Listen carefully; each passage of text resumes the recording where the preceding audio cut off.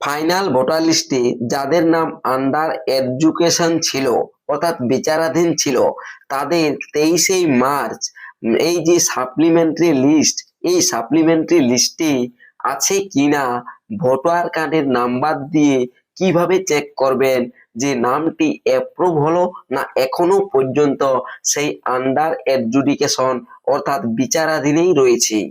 এটা আপনি আপনার নিজের হাতে থাকা স্মার্টফোন দিয়ে কিভাবে চেক করবেন এই ভিডিওতে আমি একদম স্টেপ বাই স্টেপ মোবাইল ভার্সনে চেক করে দেখিয়েছি, এমনকি সম্পূর্ণ পদ্ধতি আপনাদেরকে দেখিয়েছি।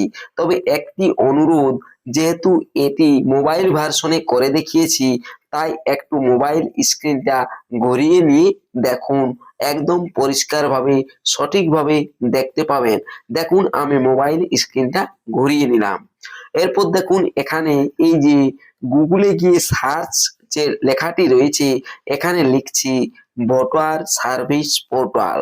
আপনারাও আপনাদের মোবাইলে গিয়ে এইভাবে লিখুন ভোটার সার্ভিস পোর্টাল, দিয়ে পরে সার্চ অপশনে ক্লিক করুন। সার্চ অপশনে ক্লিক করার সাথে সাথেই চলে আসবে, এখানে দেখতে পাবেন voters.eci.gov.in অফিসিয়াল ওয়েবসাইটের লিঙ্ক। এই যে দেখতে পাচ্ছেন এই voters.eci.gov.in অফিসিয়াল ওয়েবসাইটের এই লিঙ্কটিতে ক্লিক করবেন। ক্লিক করার সাথে সাথেই চলে আসবেন এই পোর্টালটিতে অর্থাৎ অফিসিয়াল ওয়েবসাইটে। এখানে স্ক্রল করে উপরের দিক থেকে নিচের দিকে চলে যাবেন। দেখুন আমি স্ক্রল করে চলে যাচ্ছি, এভাবেই মোবাইল ভার্সনে দেখতে পাবেন।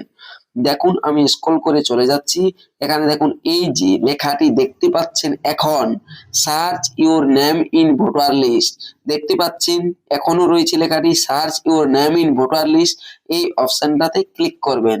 এই অপশনে ক্লিক করার সাথে সাথেই চলে আসবেন পরবর্তী পেজটিতে। এখানেই আপনাকে আপনার ভোটার কার্ডের নাম্বার লিখতে হবে।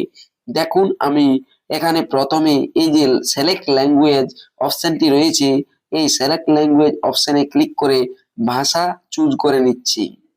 দেখুন আমি এখানে বাংলা অর্থাৎ বাংলা ভাষা চুজ করে নিলাম। এরপরে এপিক নম্বর অর্থাৎ ভোটার কার্ডের নাম্বারটি এই জায়গাটাতে দেব। দেখুন এই যে ইউর এপিক নাম্বার যে লেখাটি রয়েছে এখানে ভোটার কার্ডের নাম্বারটা দিয়ে দিচ্ছি। ভোটার কার্ডের নাম্বারটা দিয়ে দেওয়ার পর নিচেই দেখুন রাজ্য অর্থাৎ স্টেট, স্টেট সিলেক্ট করতে হবে। এখান থেকে সিলেক্ট ইউর স্টেট থেকে আপনি ওয়েস্ট বেঙ্গল চুজ করে নেবেন।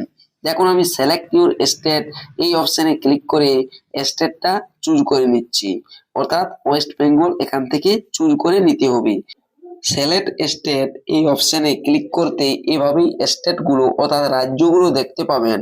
সব শেষে ওয়েস্ট বেঙ্গল পাবেন।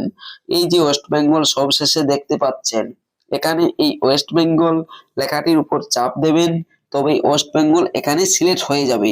এরপর নিচে ক্যাপচা রয়েছে, সেই ক্যাপচার নিচে আবার একটি ঘর রয়েছে, সেই ঘরটাতে যেভাবে ক্যাপচাটি রয়েছে সেইভাবে ক্যাপচাটি দিয়ে পরে বাম সাইডে সার্চ অপশন রয়েছে, দেখতে পাচ্ছেন সার্চ অপশন, সেই সার্চ অপশনে ক্লিক করতে হবে। সার্চ অপশনে ক্লিক করলেই সার্চ রেজাল্ট যদি এভাবে আসে দেখতে পাবেন নিচে এপিক নাম্বার অর্থাৎ ভোটার কার্ডের নাম্বার, নাম, বাম দিকে স্ক্রল করলে দেখতে পাবেন এজ, রিলেটিভ নেম, আর কি স্ট্যাটাস, এই district, assembly, part number, booth name ইত্যাদি দেখতে পাবেন, পার্ট সিরিয়াল নম্বর।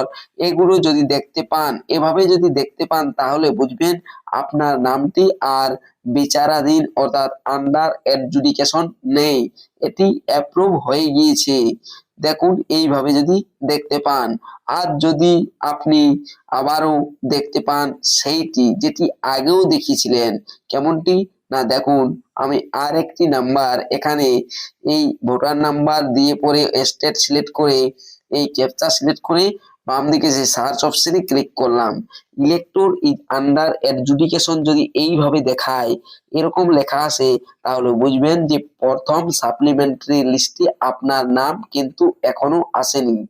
প্রথম সাপ্লিমেন্টারি লিস্টে নাম না আসার জন্য আপনি যে ট্রাইব্যুনাল গঠিত হচ্ছে সেই ট্রাইব্যুনালে আপনাকে আবেদন করতে হবে অনলাইন অথবা অফলাইনে। এভাবেই প্রথম সাপ্লিমেন্টারি লিস্টে আপনার নাম আছে কিনা চেক করতে পারবেন। আর নতুবা আপনাকে সেই আবারও দ্বিতীয় সাপ্লিমেন্টারি লিস্ট যেটা কিনা শুক্রবারেই প্রকাশিত পারে সেটি আপনাকে দেখতে হবে এইভাবেই।